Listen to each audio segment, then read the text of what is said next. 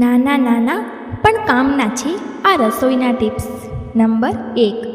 દહીંવડા બનાવતી વખતે દાળ ફાટતી વખતે તેમાં એક ઉકાળેલો બટાકો સારી રીતે મસળીને મિક્સ કરી દો. વડા નરમ અને સ્વાદિષ્ટ બનશે. 2. પૂરી બનાવતી વખતે તેલમાં થોડું વિનેગર મિક્સ કરવાથી પૂરીમાં વધારે તેલ નહીં લાગે અને પૂરી નરમ પણ બનશે. નંબર 3. આખો દિવસ ચા બનાવ્યા પછી તેની જે પત્તીને ધોઈને ગાળીને છોડમાં અથવા કુંડામાં નાખો. આ એક ઉત્તમ ખાતર તરીકે કામ કરે છે. નંબર 4. દાળમાં મીઠું વધારે થઈ જાય તો તેમાં 1 ટેબલસ્પૂન તાજી ક્રીમ મિક્સ કરો. નંબર 5. જો તમે દેશી ઘીને લાંબા સમય સુધી તાજું રાખવા માંગતા હો તો તેમાં 1 ટુકડો સેંધા મીઠું અને ગોળ મિક્સ કરો. નંબર 6. વપરાયેલા લીંબુની છાલને એકઠી કરીને તેમાં મીઠું મિક્સ કરીને તડકામાં રાખો. થોડા જ દિવસોમાં લીંબુનું અથાણું તૈયાર થઈ જશે. નંબર 7.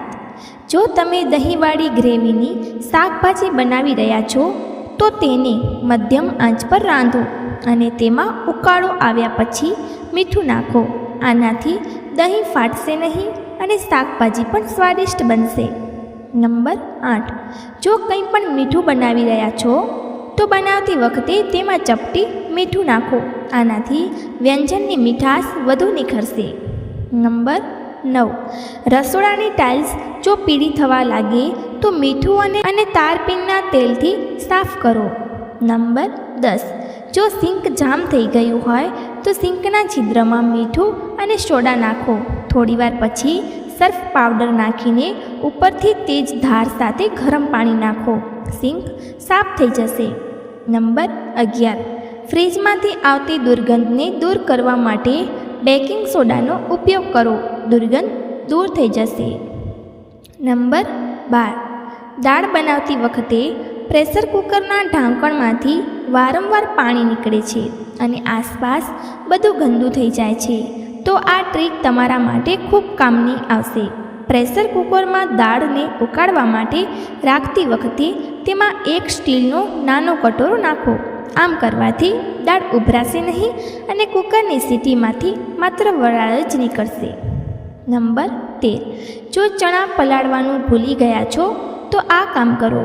સૌપ્રથમ ચણાને સારી રીતે ધોઈ સાફ કરો. પછી તેને પ્રેશર કુકરમાં પાણી નાખીને તેમાં 1 ચમચી મીઠું નાખો. પછી તેમાં 1 સીટી લગાવ્યા પછી તેને ઠંડુ થવાની રાહ જુઓ. પછી તેમાં 1 કપ બરફના ટુકડા નાખો. મીઠું અને બરફના ટુકડાથી ચણા જલ્દી પાકે છે.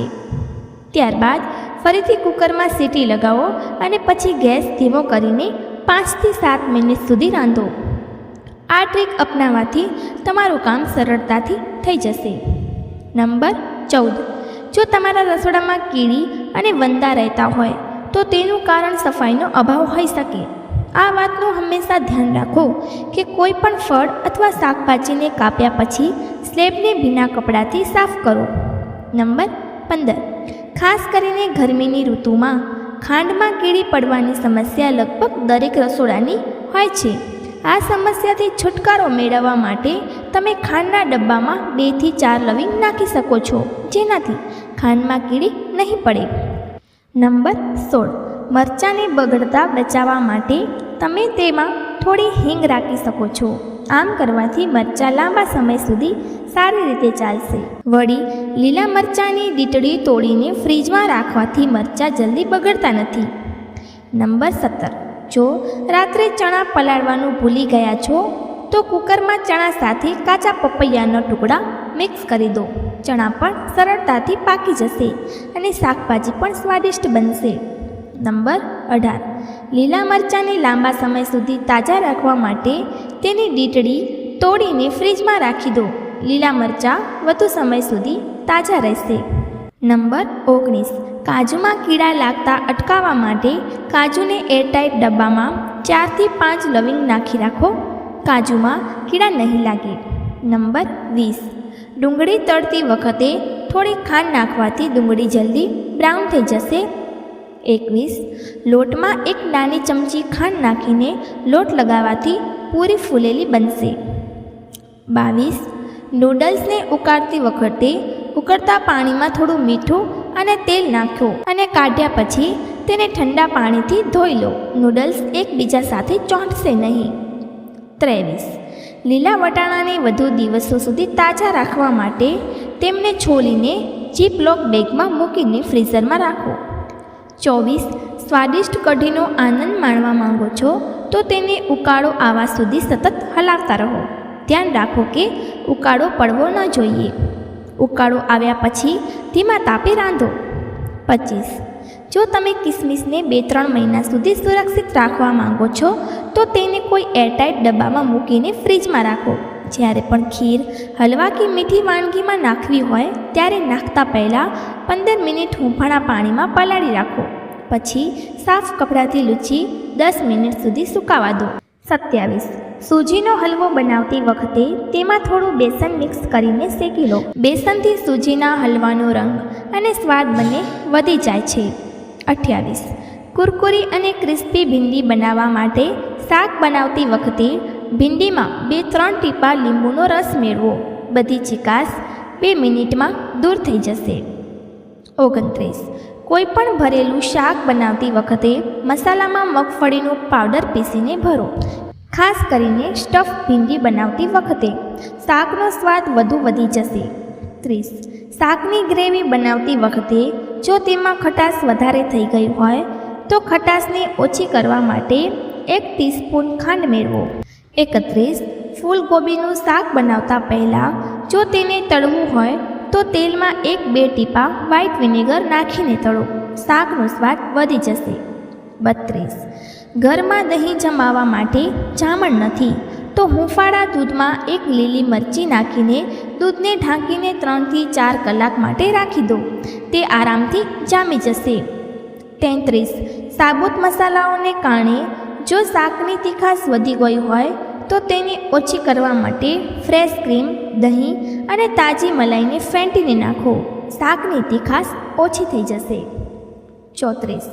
રોટલી બનાવ્યા પછી જો ગુંદાયેલો લોટ બચી ગયો હોય તો તેમાં પણ દેશી ઘી લગાવીને ફ્રીજમાં રાખો. આવું કરવાથી લોટમાં કાળાશ નહીં આવે. નંબર 35. ઘરે તંદૂરી રોટલી નરમ નથી બનતી તો લોટ બાંધતી વખતે દહીં અને હૂંફાળા પાણીનો ઉપયોગ કરો. તંદૂરી રોટલી નરમ બનશે. 36. ગુલાબજામુન બનાવતી વખતે માવામાં મેંદાને બદલે ઘઉંનો લોટ મેળવીને ગૂંદો. સ્વાદ એક જ જેવો આવશે. નંબર 37. સૂપ બનાવતી વખતે બ્રેડ ક્રટન નાખવાને બદલે પનીરના ક્યુબ્સ કાપીને નાખો. સૂપ વધુ હેલ્ધી અને સ્વાદિષ્ટ બનશે. 38.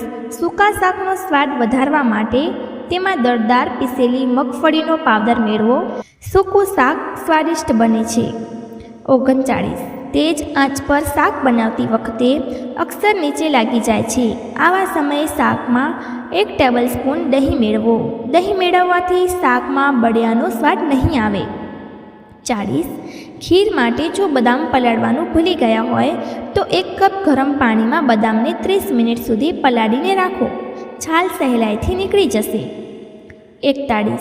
લીલા વટાણાને વધુ દિવસ સુધી તાજા રાખવા માટે તેમને છોલીને જીપલોક બેગમાં મૂકીને ફ્રીજમાં રાખો. લીલા વટાણા વધુ દિવસો સુધી તાજા રહેશે. 42. સાદા પરાઠાને કુરકુરા બનાવવા માટે લોટ બાંધતી વખતે તેમાં 1 ઉકાળેલું બટાકું મસળીને નાખો. ક્રિસ્પી થવાથી સાથે સાથે સ્વાદિષ્ટ પણ બનશે. 43. સ્વાદિષ્ટ પરાઠાનો આનંદ માણવા માંગો છો તો પરાઠાને તેલ કે દેશી ઘીમાં બનાવવાને બદલે માખણ લગાવી શકો છો. વધુ સ્વાદિષ્ટ બનશે. 44. દાળના કુરકુરા ચીલા બનાવવા માટે દાળના ગોળમાં 2 ટેબલસ્પૂન ચોખાનો લોટ મેળવી લો.